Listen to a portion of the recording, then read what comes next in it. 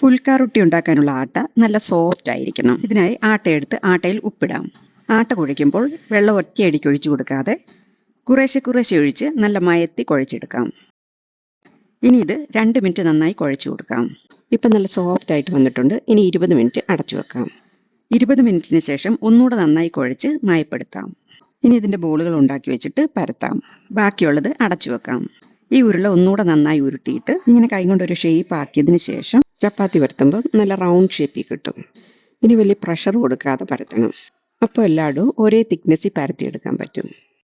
ആട്ട കുഴയ്ക്കാൻ ഉപ്പും വെള്ളവും മാത്രമേ നമ്മൾ ഉപയോഗിച്ചിട്ടുള്ളൂ.